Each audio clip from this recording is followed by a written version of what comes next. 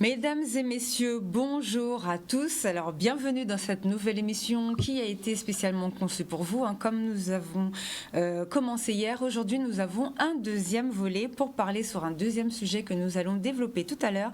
Mais avant de commencer, je voudrais juste faire une petite parenthèse au sujet de la situation de nos jeunes étudiants ultramarins. Comme vous le savez, il leur a été demandé de rester dans leur résidence universitaire, ce qu'ils ont fait. Ils avaient eu en contrepartie du gouvernement pour ne pas revenir ici et ne pas encombrer les hôpitaux et surtout ne pas propager le virus, une indication qui disait qu'ils allaient être allégés au niveau de leur loyer du mois d'avril. Ce n'a pas été le cas et donc ce mois-ci, ils sont en très grande difficulté pour s'alimenter et ils ne peuvent pas se nourrir. Nous avons, à l'heure où l'on parle, des étudiants qui n'ont pas mangé hier ou avant-hier.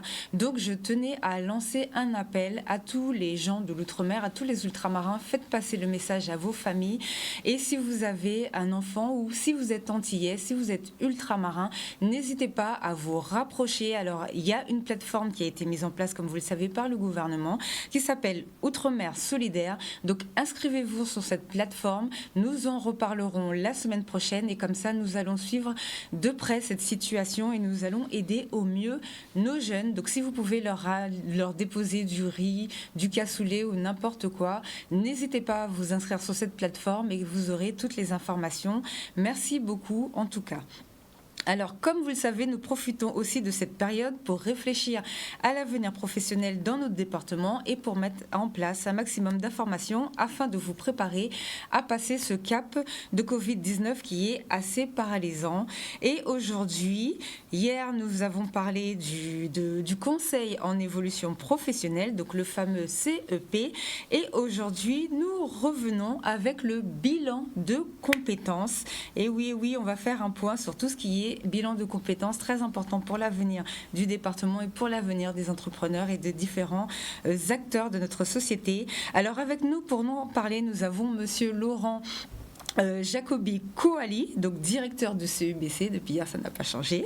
Et hier, vous nous avez expliqué tout ce qui concernait le CEP. Aujourd'hui, vous allez nous parler du bilan de compétences. Alors, pourquoi vous êtes revenu aujourd'hui pour nous parler de ce fameux BC? Bonjour à l'ensemble des téléspectateurs de la Guadeloupe et de Canal 10. Bonjour Sabine. Bonjour mes deux précieuses collaboratrices aussi qui sont avec moi, Patricia Duravel et Lucette Elside. Nous sommes là, oui, on est revenu, parce que c'est la période qui le veut.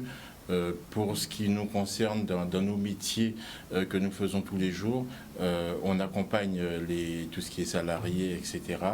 Et le métier vraiment de base que nous faisons au CIBC, c'est la sécurisation des parcours professionnels. Sécurisation, aujourd'hui, je crois qu'il y en a véritablement besoin. Nous savons que beaucoup de questions vont se poser à tous les salariés et les aussi entrepreneurs, les chefs d'entreprise. Donc nous venons aujourd'hui pour faire des propositions, redire ce que nous faisons et bon, se mettre à la disposition de l'ensemble de la population. D'accord, merci en tout cas. Alors avec vous pour en parler, vous le disiez tout à l'heure, nous avions Madame Patricia Duravel.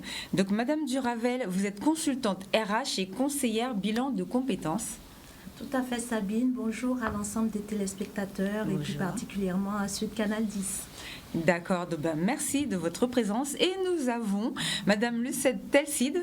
Alors, est-ce que vous nous attendez, Madame Lucette Telside, qui est psychologue du travail et conseillère en bilan de compétences et qui est encore avec nous aujourd'hui pour parler du sujet, toujours via la vidéoconférence. Maintenant, de toute façon, c'est pratique maintenant pour pouvoir travailler. Ça fait partie des choses dont on parlait hier. Alors bien, nous allons commencer avec vous, Monsieur Jacobi Coali. Vous allez nous parler du contexte économique actuel et de l'idée que beaucoup d'entre nous va devoir repenser à son projet professionnel. Donc, qu'en est-il, s'il vous plaît ? Écoutez, nous sommes une structure, même si nous avons depuis le confinement on est confiné aussi. Et tous les collaborateurs travaillent pratiquement à temps plein pour tout le monde, le temps de se réorganiser. Pourquoi ?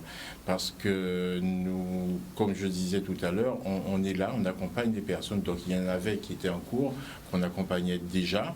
Et donc il s'agit véritablement de continuer et de se mettre encore plus à la disposition des personnes. Si chacun pouvait, aussi bien salarié ou autre, pouvait faire un bilan de compétences à n'importe quel moment de sa vie, parce que c'est ça la définition de base. Aujourd'hui, c'est hyper important de pouvoir se préparer à demain, se préparer sur un projet, savoir qu'est-ce qu'on va faire, et se préparer pour que au mois de mai, on puisse faire face aux situations qui ne manqueront pas d'arriver. Et les situations, elles ne sont pas véritablement favorables. A-t-on vraiment le temps aujourd'hui de se dire, tiens, il y a un nouveau métier qui apparaît, bon, par exemple, la fabrication de masques, c'est sûrement un nouveau métier, c'est une activité qui va apparaître. Une activité, elle se fait dans un contexte. La personne qui se dit demain, bon, il faut que je fasse des outils pour qu'on se protège, mais il faut qu'elle prépare un projet. Il faudra qu'elle monte peut-être une entreprise. Et en cela, un bilan de compétences, c'est une des prestations qui aide à se préparer au mieux pour cet avenir-là. D'accord, alors Madame Telside, est-ce que vous pouvez nous expliquer ce qu'on appelle un projet professionnel, donc le fameux PP, et pourquoi il faut l'intégrer, pourquoi c'est nécessaire de faire un bilan de compétences, qu'est-ce qui se passe, tout ça, expliquez-nous. Bonjour à tous. Alors, le projet professionnel, c'est un objectif à atteindre pour lequel la personne va mettre en place une stratégie en s'appuyant sur des ressources ou des moyens suivant une organisation dans le temps. Donc, le projet professionnel va s'appuyer sur ce que la personne souhaite faire, les raisons pour lesquelles elle souhaite le faire et sa démarche. Donc, comment est-ce qu'elle va s'y prendre ? C'est quelque chose de dynamique qui s'inscrit dans le temps, dans un environnement et qui peut donc évoluer. Un projet professionnel, ça peut être une évolution professionnelle, une mobilité géographique, une création, une reprise d'entreprise ou une reconversion par exemple. Et construire un projet professionnel, ça nécessite de se questionner tant au niveau personnel que professionnel, sur ses attentes, sur ses compétences, sur son expérience et sur ses objectifs professionnels. C'est pourquoi on peut éprouver le besoin de faire un bilan de compétences. Alors, Madame Duravel, est-ce que vous pouvez nous donner la définition du bilan de compétences ? Qu'est-ce que c'est ? Quel est le contenu ? Qu'est-ce concrètement ? Alors, le bilan de compétences est un dispositif de formation régi par le Code du travail qui en définit les modalités techniques d'organisation et les conditions dans lesquelles elles doivent s'inscrire et ce qui garantit la confidentialité des résultats. Le bilan de compétences a pour objet d'analyser les compétences professionnelles, personnelles, les aptitudes, les connaissances, les motivations et ainsi définir le projet professionnel, le cas échéant. Ça peut être un projet de formation, ça peut être un projet de création d'entreprise, ça peut être aussi un projet de création d'une deuxième activité. D'accord. Le bilan de compétences donc est une prestation d'accompagnement qui permet au candidat de définir son objectif et justement la fameuse stratégie qu'il va pouvoir mettre en place. Comment ça se passe concrètement ? Le bilan de compétences, ce sont des entretiens individuels et des entretiens individuels en face à face, ainsi que des temps de travail personnels qui vont être réalisés sur site, qui va permettre à cette personne de réfléchir. Ces pauses vont permettre de réfléchir. 3 grandes phases. Une première phase préliminaire où avec le conseiller bilan de compétences, la personne, le salarié va prendre le temps de définir la fameuse stratégie qui lui est tout à fait personnelle. Dans cette phase-là, on va définir le plan qu'on va mettre en place, le tempo en termes de temps. On va vérifier l'autonomie de cette personne. Est-ce que je suis à l'aise avec les outils numériques, les outils informatiques ? Est-ce que je suis à l'aise avec le téléphone ? Et cette période-là, justement, est déterminante pour ça. Quand on va passer à la deuxième phase est la phase d'investigation. Donc, on a toute une palette d'outils qu'on met en place avec cette personne, des outils psychométriques, des questionnaires, des tests. En fonction de, il ne faut pas oublier l'objectif. Donc, en fonction de tout ça, cette deuxième phase va nous permettre d'avoir un résultat. Et c'est ce résultat qui sera un point d'ancrage pour le plan d'action que nous allons mettre en place dans notre troisième phase, qui sera la phase de conclusion. D'accord. Alors, monsieur Jacobi Kouali, quel est le contexte légal de ce fameux bilan de compétences et quelle est son origine surtout? Légalement, le Code du travail définit le bilan de compétences depuis 1991. Je ne vais pas dire les références précises, mais c'est le Code du travail qui le définit. D'accord. C'est complètement légal. Il y avait différents modes de financement. C'est quelque chose qui appartient à la personne, qui se termine souvent par ce qu'on appelle un plan d'action. Et quand je reprendrai les mots de Patricia Duravel, on entend plan, on entend stratégie. Et c'est important de savoir qu'un bilan de compétences, ça appartient à la personne qui fait le bilan. Ça n'appartient à personne d'autre. Toute personne qui peut y accéder, à part le conseiller qui s'engage à être confidentiel sur le bilan de la personne, sur tous les entretiens, sur toute sa démarche, le centre même qui vous reçoit s'engage aussi à une confidentialité. Personne n'est obligé de savoir que vous faites un bilan de compétences. Donc tout cela amène au plan d'action, la personne qui a fait le bilan est là au bout du compte ce qu'on peut appeler un plan d'action.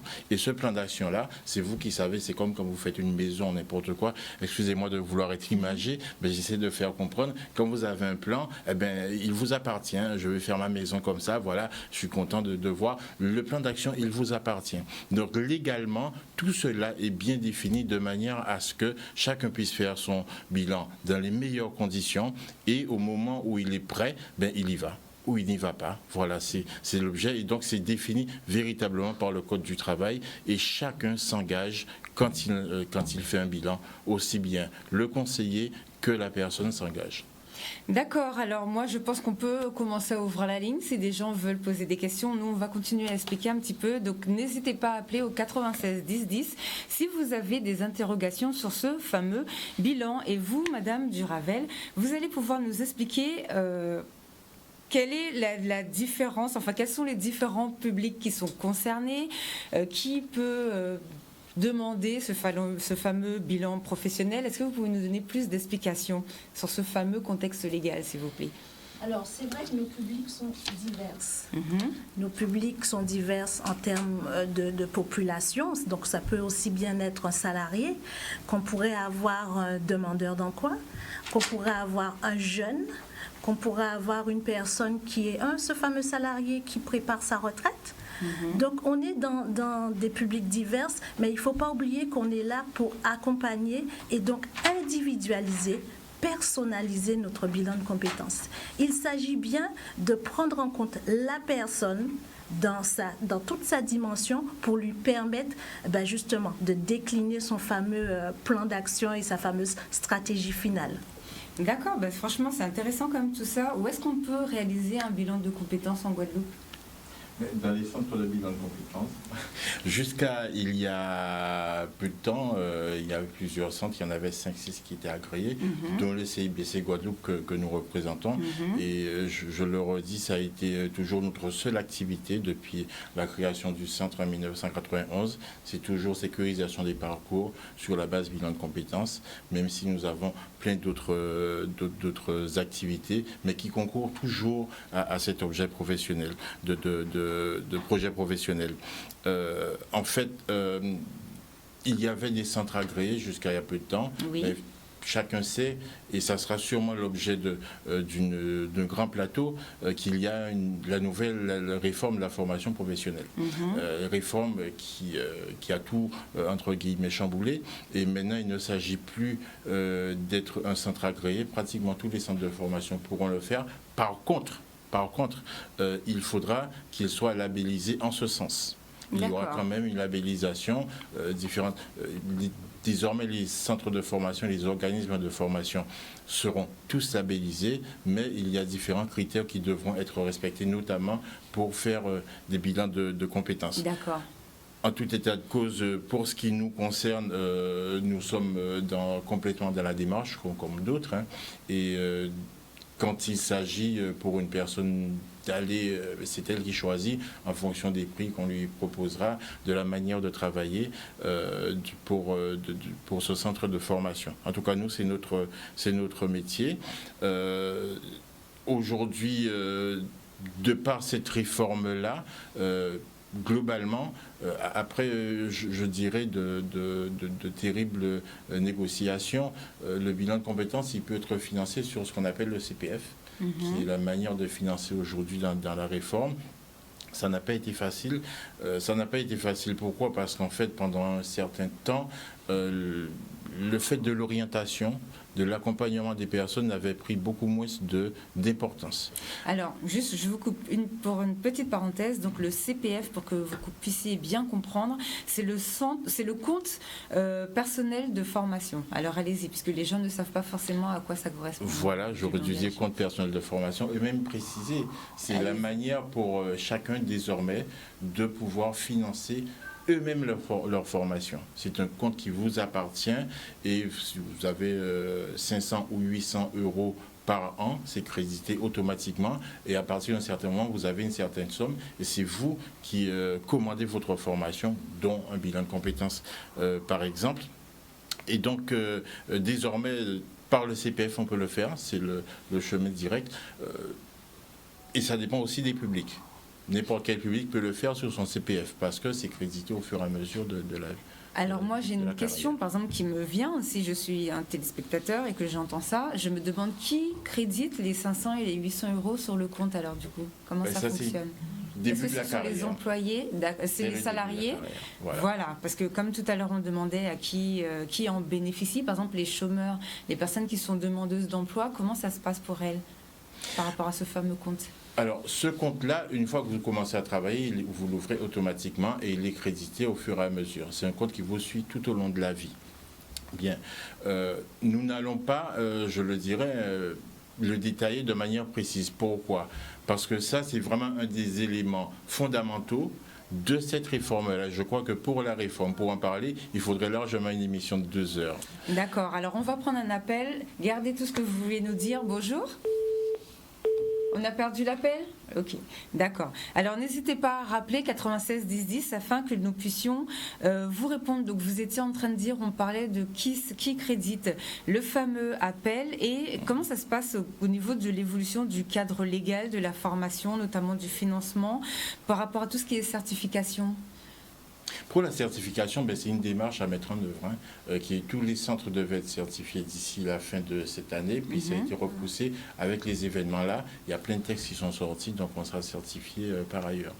J'ai envie quand même de compléter sur la partie CPF, sur la partie financement, où effectivement il y a, pour ce qui concerne nos territoires, pour ce qui concerne le CIBC, des financeurs autres qui aident désormais, notamment nous, à travers le Fonds social européen et à travers sous l'autorité, quelque part, l'aide de la région d'une part, de la DIECT d'autre part. On a quand même pas mal de financements qui permettront aux personnes qui ne sont pas salariées, pour celles-là, de pouvoir réaliser un bilan de compétences. D'accord. Alors, avec la situation actuelle, comment faisons-nous ? Est-ce qu'il y a des nouveaux modes de communication pour pouvoir préparer ce fameux bilan ? Concrètement, comment ça se passe ? Mme Duravel le dira certainement parce qu'elle l'a pratiqué, mais vous savez, du jour où, je crois que c'était le mardi matin, on nous a dit il faudra que vous arrêtiez mardi midi. Nous avons appelé toutes les personnes que nous avions en cours, celles qui devaient nous appeler aussi, et on leur a dit désormais on travaille on fait les entretiens téléphoniques pour continuer. Je crois que Mme Duravel le fait. C'est ça. Concrètement, nous avons pris le relais en télétravail avec le téléphone. Nous avions déjà un certain nombre d'outils qui nous permettent de travailler à distance, donc d'envoyer les questionnaires, des tests psychométriques et tout ça. Donc nous avons continué notre activité sous cette forme-là. Voilà, ça permet pendant le confinement aux personnes qui sont déjà en portefeuille de continuer à réfléchir sur leur projet professionnel, et celles qui sont entrants, d'avoir les informations, que ce soit sur le bilan de compétences ou d'autres services dans le cadre du CEP. Mais nous continuons à travailler avec les outils du numérique. D'accord, donc qui peut en bénéficier? Tout à l'heure, on a dit tout le monde. Monsieur Jacob Kouali? Tout le monde. Tout le monde peut en bénéficier, tout le monde y a droit, tout le monde y a intérêt d'ailleurs. Même un chef d'entreprise, s'il a envie de changer demain, il a sûrement ses capacités de chef d'entreprise parce qu'il les a vécues, mais c'est le moment, quand on reprend les mots qui sont dits dès le début, c'est la capacité personnelle de la personne à faire, c'est ses compétences, faire le point sur ses compétences. Vous savez, souvent, le bilan, il sert... pour l'avoir fait il y a quelques années, on se rend compte qu'on fait un bilan de la masse de choses qu'on a déjà faites dans sa vie et qu'on connaît. Pour ça, il faut se poser un petit moment et réfléchir. Pas obligatoirement en avoir besoin tout de suite. Et c'est véritablement un outil important pour ça. Et donc, qu'on soit salarié, qu'on soit demandeur d'emploi, qu'on soit jeune, c'est un moment où il faut effectivement vouloir aller de l'avant et se poser. On se donne les moyens. Il faut aller se renseigner, se donner les moyens et pour trouver le financement qui va. D'accord, alors très bien. Madame Telside, hier, vous nous avez parlé du CEP, donc c'est le Conseil en évolution professionnelle. Aujourd'hui, on parle du BC, donc du bilan de compétences. Quelle est la différence? Puisque je suppose qu'il ne faut pas se tromper entre les deux de toute façon. Oui, en effet. Donc, il s'agit de dispositifs qui peuvent avoir des ressemblances. Ils sont surtout complémentaires. Le conseil en évolution professionnelle, d'abord, c'est un service qui est gratuit, dont l'objectif est d'encourager l'évolution et la sécurisation des parcours professionnels des actifs. Donc, le conseiller en évolution va aider à la formalisation et à la mise en œuvre des projets d'évolution en lien avec les besoins économiques et sociaux existants du territoire. Il mobilise peu de temps, de 2 à 8 heures, et répond aux personnes qui souhaitent s'informer, mais aussi à celles qui ont déjà une certaine dynamique dans leur projet professionnel. Le bilan de compétences, lui, est un dispositif de formation par lequel on acquiert des compétences à s'orienter et que le bénéficiaire pourra réinvestir tout au long de sa carrière. Il va mobiliser plus de temps et il va permettre de réfléchir plus en profondeur à son projet professionnel. Il s'adresse à toute personne souhaitant être accompagnée dans sa réflexion, qui a peut-être par exemple plusieurs projets ou besoin de faire le point. Et il mobilise également un niveau d'expertise supérieur au conseil en évolution professionnelle. En effet, à l'issue d'un conseil en évolution professionnelle, le bénéficiaire peut solliciter une prestation complémentaire qui soit un bilan de compétences. D'accord, merci pour ces quelques explications. Alors, comment demander donc le bilan de compétences, Madame Duravel? Comment ça se passe? Le numéro de téléphone pour vous contacter? Le CIBC est à votre disposition du lundi au vendredi au 05 90 82 72 73. Mes collègues prennent les appels de 8h à 13h. D'accord, alors pour l'instant, donc là ce sera la semaine prochaine, puisque là nous sommes le week-end. Ce sera la semaine prochaine, tout à fait. C'est vrai que moi ça change pour moi qui suis en général là le lundi. Donc là n'hésitez pas, comme on disait tout à l'heure, si vous avez des questions sur ce fameux bilan de compétences professionnelles 96 10 10 par rapport à la situation actuelle. Alors je sais que vous avez déjà répondu, mais c'est vrai que comme on disait hier, on ne sait pas comment ça va se passer le 12 mai, j'ai envie de dire le jour d'après, un petit peu comme ce qu'on voit indiqué un peu partout, puisque les entreprises, ça va être très compliqué pour qu'elles puissent tenir.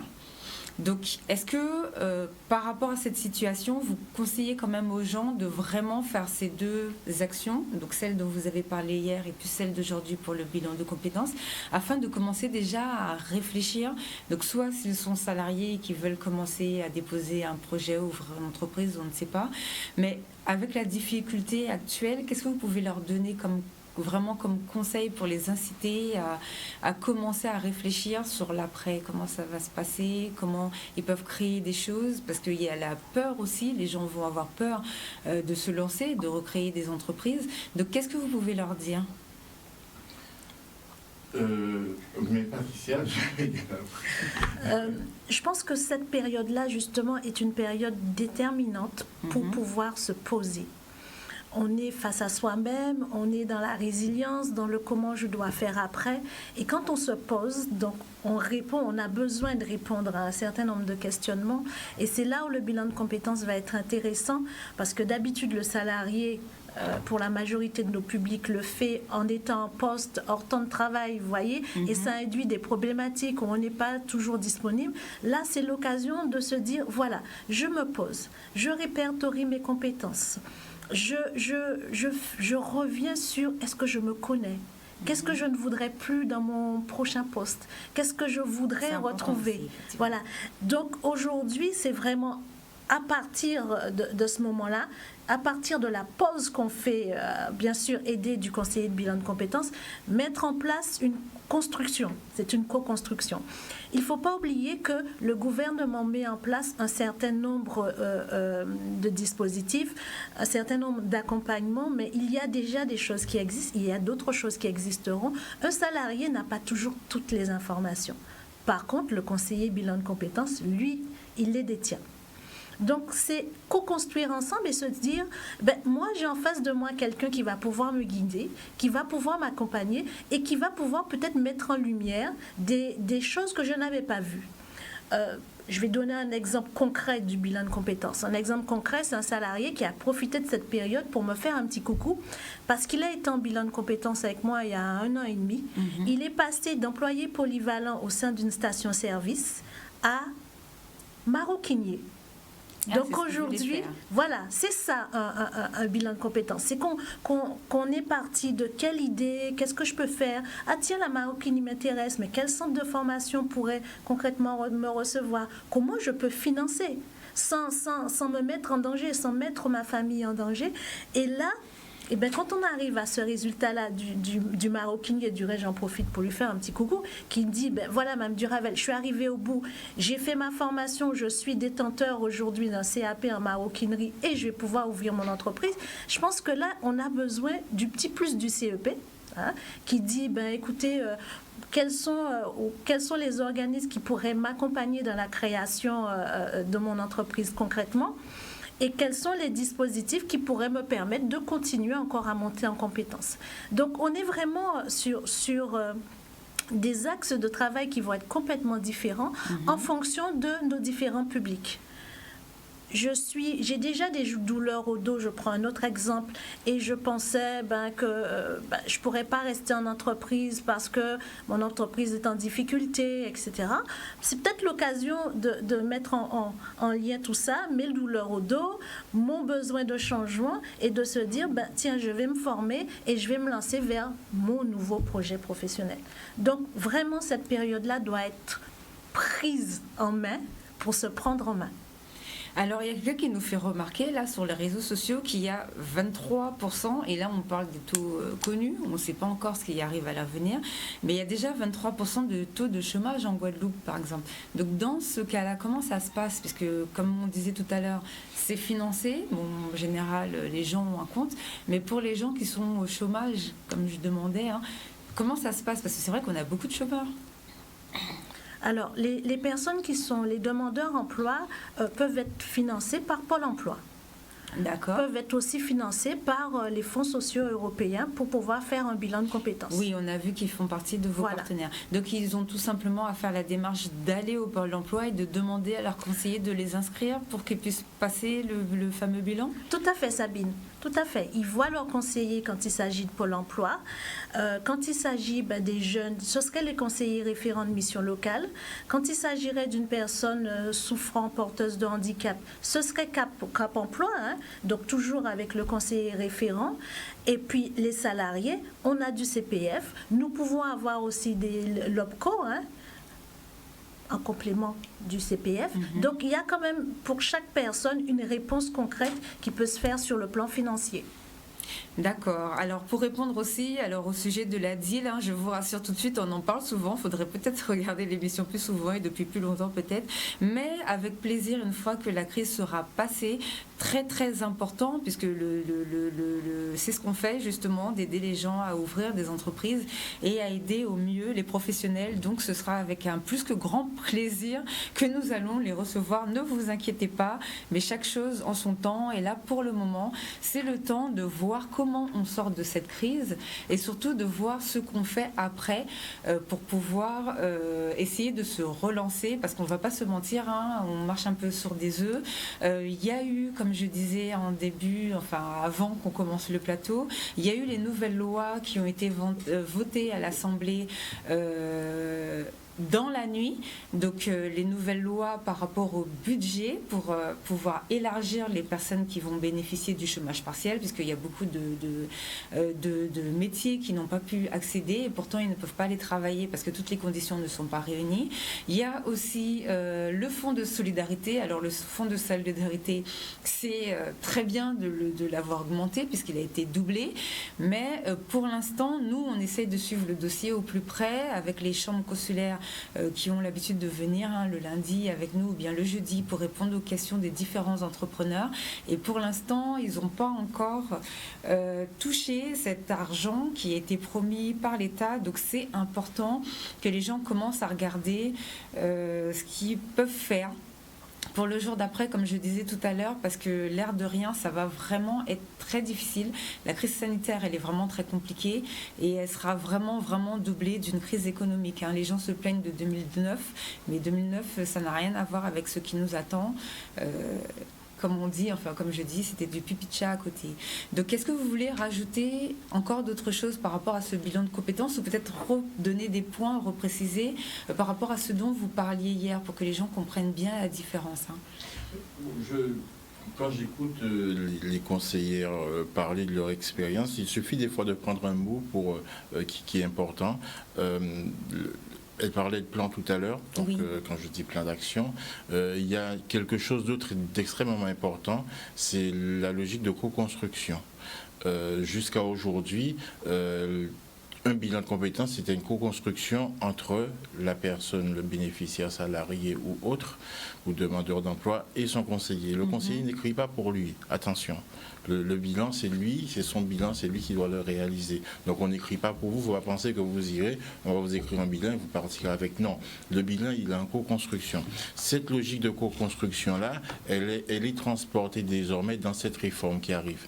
Mais plus concrètement, ce qui est important pour cette période qui arrive là, c'est si vous commencez déjà à réfléchir à comment vous pouvez faire, à ce que vous pourrez faire même dans l'entreprise dans laquelle vous êtes, ça permettra certainement à certains de pouvoir se mettre en force de proposition vis-à-vis de celui qui jusqu'à aujourd'hui est leur employeur et avec qui ils travaillent. Mais s'ils commencent à réfléchir, à porter des idées, faire un bilan de compétences et se dire ah oui mais je savais faire ça il y a 5 ans, on aura peut-être besoin de ça et se mettre dans une position où on peut échanger. Parce que de toute façon, désormais, se former, ça sera de la co-construction. Oui. Ça sera de la co-construction. Pour les employés, aussi bien les salariés que les employeurs, ça sera ça. Pour les personnes qui sont en situation de handicap ou au chômage, il faudra toujours qu'ils fassent, on parle de réseau, la co-construction en réseau, mais aujourd'hui, la première co-construction qu'il y aura, ça sera avec le chef d'entreprise. Et en cela, si on voit déjà un conseiller avant pour commencer à préparer cette période-là, ça serait vraiment une bonne chose. D'accord. Vous voulez rajouter peut-être aussi quelque chose ? Je veux rejoindre M. Jacobi sur la notion de co-construction. Il ne faut pas oublier que dans la notion de plan d'action aussi, on y rajoute des scénarios. Donc on va avoir un plan A, un plan B, un plan C, etc.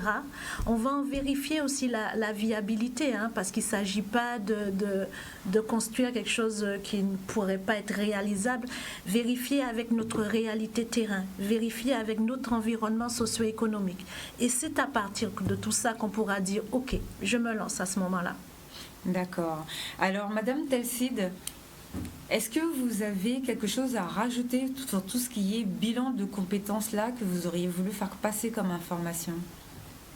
Eh bien, je pense que ma collègue Patricia Duravel s'est bien exprimée sur le sujet et donc il n'y a pas d'informations complémentaires à ajouter. Je la rejoins sur l'importance de la co-construction, l'inscription du projet dans la réalité économique et voilà, il n'y a pas d'autres choses à ajouter, il me semble. D'accord, bon ben merci en tout cas. Est-ce qu'on peut revenir peut-être du coup sur le sujet dont nous avons parlé hier? Parce qu'il y a des personnes qui nous ont quand même posé quelques questions, donc je m'adresse à vous, monsieur Jacobi Coali. Hier on a parlé, comme je disais tout à l'heure, du CEP, mais il y a des gens qui n'ont pas bien compris comment il faut faire pour intégrer cette demande, surtout en cette période, puisque les entreprises sont fermées. Donc comment ça se passe en ce moment? Justement, on est venu le dire, on a un numéro de téléphone où il nous appelle. 05 06 07. 05 06 07 avec 05 90 devant. Oui. Et justement, la démarche, elle est simple. C'est nous appeler et dans un premier temps, il y a un premier échange avec un chargé d'accueil qui comprend déjà à peu près la problématique de la personne et l'oriente de la meilleure manière possible. Ça peut être sur elle peut dire à la personne, mais c'est pas nous qui vous intéressez, le conseil d'évolution professionnelle, vous êtes déjà prêt pour faire par exemple un bilan de compétences ou partir sur une formation, mais autrement aussi, on oriente cette personne-là vers un premier entretien avec un conseiller de conseil en évolution professionnelle. Donc il suffit de nous appeler. Pour le moment, bien évidemment, on ne fait pas de présentiel, on ne reçoit pas sur place. Oui. De toute façon, il suffit de nous appeler. Bon, on a aussi le site internet, moncep.org/Guadeloupe, mais bon, avec le numéro de téléphone, il y a quelqu'un qui nous répond à partir de 8h30 du matin et qui vous expliquera, qui vous entendra déjà, parce que vous venez avec une question, et qui vous proposera la meilleure solution tout de suite.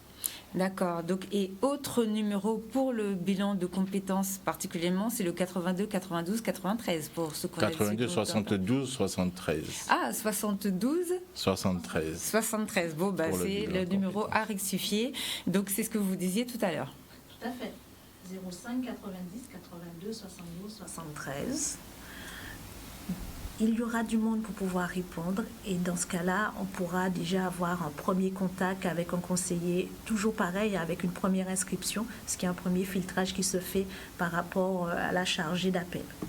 D'accord, en tout cas, je vous remercie pour cette intervention aujourd'hui. Alors nous, du coup, on va vous laisser, mais avant de partir, on va vous faire un rappel. Donc n'oubliez pas ce dont on vous parlait tout à l'heure. Nous avons nos jeunes étudiants qui sont en ce moment même isolés, qui ne peuvent pas payer leur loyer, puisque les différents ministères leur ont demandé de rester dans l'Hexagone en leur proposant moult de promesses, comme nous avons tellement l'habitude de le voir. Et malheureusement, ils ne pourront pas avoir d'allègement de loyer pour le mois d'avril. Donc, n'ayant pas anticipé cette situation, ils ont fait des courses pour le confinement et aujourd'hui, ils ne peuvent pas manger. Donc, s'il vous plaît, inscrivez-vous. N'hésitez pas pour les gens qui veulent soutenir les jeunes. Alors, vous pouvez aller aussi vous rapprocher des associations antillaises ou bien des associations ultramarines qui sont dans l'Hexagone, puisque le ministère est pour compenser, en train de mettre en place des prises un petit peu de contact avec ces différentes associations pour que les dons alimentaires puissent être répartis. Mais sinon, inscrivez-vous sur la plateforme du gouvernement, puisque pour l'instant, c'est le seul outil que nous avons. Donc, c'est outremersolidaire.gouv.fr. Donc merci de nous avoir suivis. On se retrouve lundi sur notre plateau, entre proms cette fois, et nous parlerons de la loi des finances rectificatives, du nouveau projet de crise qui a été voté cette nuit, donc comme je disais tout à l'heure, dans la nuit du vendredi 17 donc au samedi 18 à l'Assemblée, et qui concerne le fonds de solidarité pour les petites entreprises et pour les personnes au chômage partiel qui ont bénéficié ou pas de ce dispositif et qui a été élargi de manière à ce que plus de métiers soient pris en compte. Donc, un mois après, où en est-on ? Comment ça s'est passé? Comment la situation a été gérée? Est-ce que les entreprises ont bien été aidées? Est-ce que toutes les aides promises ont bien été mises en place et ont bien été perçues, puisque le mois d'avril arrive et forcément si les entreprises ne peuvent pas bénéficier du remboursement des salaires qu'elles ont fait pour le mois de mars, elles auront beaucoup de difficultés à payer leurs salariés du mois d'avril. C'est d'ailleurs pour ça que là on essaie déjà de voir comment on peut essayer de se sortir de cette situation assez déjà inédite et assez catastrophique aussi, que ce soit au niveau sanitaire et au niveau économique. Donc en attendant, restez chez vous, inscrivez-vous sur la page Facebook Localité, parce que c'est très important, nous vous avons déjà parlé plusieurs fois de cette page, ce sont des jeunes Guadeloupéens qui ont eu l'idée de créer une page Facebook afin de mettre en contact déjà les agriculteurs et les consommateurs. N'hésitez pas à aller sur cette page Facebook, inscrivez-vous, vous pouvez vous faire livrer, vous pouvez poser des questions, ils vont vous répondre, vous pourrez avoir accès directement aux différents fournisseurs. Vous pouvez maintenant, on a vu qu'il y a même des poissonneries, il y a des ventes de tout ce qui est fruits de mer, crustacés, coquillages et tout ce qu'il faut. Allez-y. N'oubliez pas les plus démunis. Donc nous remercions les gens. Il y a beaucoup de Guadeloupéens qui œuvrent doublement, j'ai envie de dire, depuis le début de cette pandémie, puisqu'ils le faisaient déjà avant. Donc on en entend parler seulement maintenant, mais ils le faisaient déjà avant. Nous avons déjà eu l'occasion de faire des mises en relation entre les gens qui donnent des dons et les gens qui les distribuent. Donc remerciements à tous ces gens qui aident les plus démunis. Et remerciements aux gens aussi qui aident pour la distribution des repas et que ce soit des personnes qui sont sans domicile fixe et qui sont dans la rue ou bien que ce soit les personnes les plus fragiles. On remercie nos agriculteurs, on sait que c'est très difficile pour eux. Ils ont mis en place des distributions de paniers comme vous le savez via la région et via nos autres chambres insulaires. Donc pour les personnes âgées de plus de 80 ans, donc ça c'est automatique, elles sont livrées toutes les semaines chez elles. Et elles ont mis en place aussi des paniers, donc on a entendu parler, il y aura des distributions par exemple de melons, si c'est pour prendre l'exemple, des melons qui ne peuvent plus partir en ce moment dans l'Hexagone. Donc courage à nos taximans, ambulanciers, maisons funéraires, kinés, infirmiers, médecins libéraux qui ont finalement reçu leur masque et qui vont commencer à pouvoir être plus sereins dans leur travail avec leurs nouveaux outils de combattants, puisque c'est ça maintenant qu'ils vont devoir utiliser. Et surtout, très important, ne perdez pas de vue l'importance du respect du confinement. On sait qu'on pense que c'est pas nécessaire. On a vu beaucoup de vidéos. Moi, la première, j'ai envie de sortir, j'ai envie d'aller faire beaucoup de choses. Si je peux aller faire du camping en cachette, c'est tentant d'y aller. Mais c'est vrai qu'il faut penser, malheureusement, que nous, peut-être que l'on peut attraper quelque chose et être bien, mais on peut, en rentrant à la maison, le passer à l'enfant qui va aller le passer à la grand-mère et ça va être un autre problème qu'il va falloir que l'on gère. Donc pensez à bien respecter le confinement et les gestes barrières. Si vous sortez faire des courses, alors moi je ne me lasserai jamais de le dire, évitez les centres commerciaux. Je sais qu'on n'aime pas trop le dire, mais moi je n'ai aucun problème avec ça. Favorisez les pages Facebook par exemple comme Localité qui vous met directement en contact avec les agriculteurs et comme ça de toute façon il y a moins de personnes qui sont en contact avec la nourriture, surtout si vous pouvez être livré chez vous, vous n'avez plus qu'à désinfecter vos courses. Donc merci au personnel soignant et merci à toutes les personnes qui sont sur le terrain. Bon courage à toutes les personnes qui sont en ce moment en traitement. Et félicitations à tous pour cette mobilisation exceptionnelle. Je sais que d'habitude, je n'ai pas l'occasion de le dire, donc je voulais profiter de cette émission, puisque le lundi, nous sommes très chargés, le lundi aussi, parce que nous devons répondre à toutes vos questions. Il y en a beaucoup, on est tout le temps obligé de les sélectionner. Est-ce que vous avez un mot pour la fin ? Il y aurait beaucoup de mots, demander à chacun de se confiner. De rester. Nous avons quelque part une chance dans notre île. Comme je l'ai dit 2-3 fois, nous sommes entourés d'eau. Donc les seuls risques qu'il y a pour que le virus rentre, c'est les personnes qui rentrent aujourd'hui. Donc il s'agira de faire avec. Autrement, si ça doit s'étendre, ça dépend de nous. Ça dépend de nous aussi de le contenir. Voilà. Après, on continuera notre vie, notre réseau téléphonique et Internet a fonctionné jusqu'à aujourd'hui. Et donc recommençons notre vie de demain. Un petit mot aussi ? Demander à chacun de prendre soin de lui, hein, demander à chacun de réfléchir sur l'après, mais il ne faut pas que ce soit une source d'anxiété. Il faut que ce soit une source de renouveau. Les appels que nous avons, nous, conseillers bilan de compétences, sont aussi là pour rassurer. Hein, c'est prendre un temps, certaines fois, même si c'est dans le cadre d'un bilan, mais d'échanger sur comment est la personne à ce moment-là.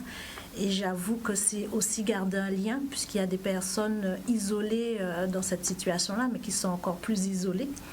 Donc, prenez soin de vous, prenez soin de vos proches, restez chez vous. Bon, ben, merci, Madame Telside. Est-ce que vous avez un mot pour la fin ?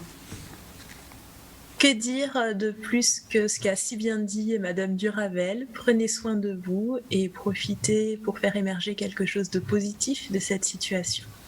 Bon ben au revoir, parce qu'on vous fait un grand au revoir et merci d'être venu et merci de nous avoir suivis pour cette émission.